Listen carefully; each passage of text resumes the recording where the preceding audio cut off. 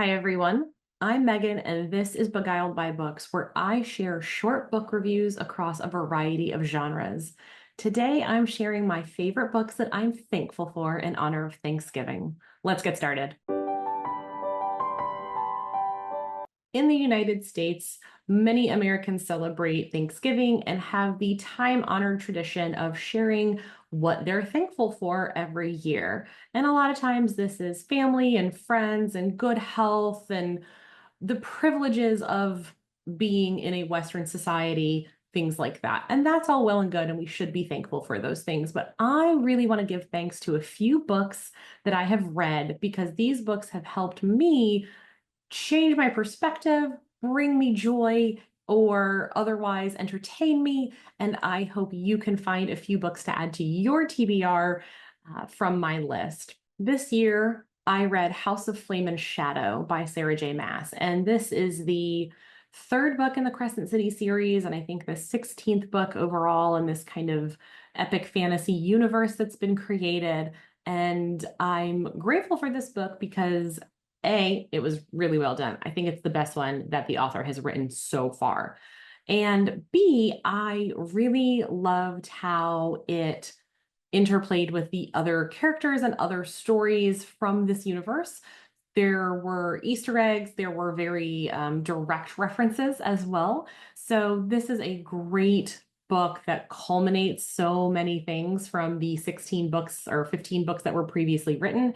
And it really made me happy and brought a ton of joy to my life being able to read this. I hope there are more, and we'll just have to wait and see. But I really enjoyed this. Very thankful for House of Flame and Shadow this year. This year, I read Legends and Lattes, and this had so much hype from Bookstagram and Book Talk once it was published, and I totally see why. It is a heartwarming, wholesome little fantasy novel, and it's easy to get through. It's not some, 800-page monster. It's wonderful, quick, cozy, and wholesome. You can't go wrong with Legends and Lattes. It sits in my brain all the time as just an aspirational thing I would love to write one day. It's beautiful and sweet, and I can't say enough good things about it. So I'm very thankful for Legends and Lattes. In the nonfiction realm, I'm very thankful for a book I read called The Hacking of the American Mind. This book is all about how the standard American diet, often the Western diet, has really altered our brain chemistry through the ultra processed foods that we so commonly consume. Everything from sugar to diet sodas to the ultra processed fast food world, those have so many neurochemical impacts to our system that most of us don't even realize. It was very eye-opening for me as someone who does love her fast food and does love her Diet Coke and does love all those sugary, wonderful things.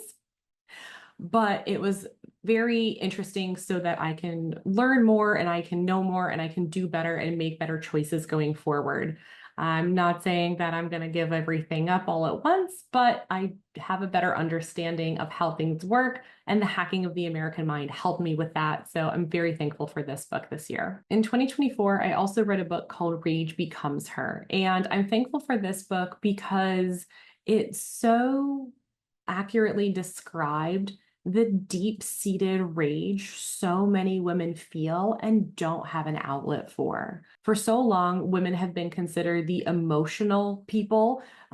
It's always women in hysteria, women have emotions, and men don't. But we forget anger is an emotion. Men are allowed to express anger, and often women aren't. So women find interesting and creative ways to let out that pent-up frustration because it has to come out. If it can't be expressed in healthy ways, it will be expressed in unhealthy ways. And Rage Becomes Her dives into all those components I just mentioned and looks at it across many different cultures around the world and how all of these things have deep psychological and physiological impacts on the human body. It's a really interesting book, and I'm very glad I read it this year. Helped me understand more about gender dynamics, and more about myself as well. A book that was published in 2024 that I also read in 2024 that I loved and I'm very thankful for is Ryan Holiday's Right Thing, Right Now. This is the third book in his Stoic Virtues series, so there will be a fourth one as well. This book is so important because it talks about doing the right thing, not just for the individual, but the right thing for the communities that you're a part of. Ryan Holiday does, as always, an excellent job of referencing pieces of history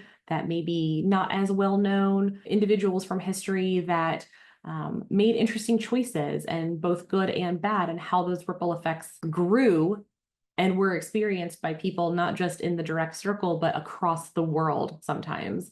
It's a really fascinating book. It's a short one, so it's easy to get through, but really helps instill the meaning of doing the right thing because it's the right thing to do and not just the thing that you want for yourself. Have you read any books in 2024 that you're particularly thankful for? Please drop me a comment and tell me. I would love to know and love to read it.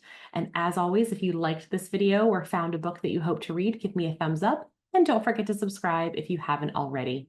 Thanks and have a great day.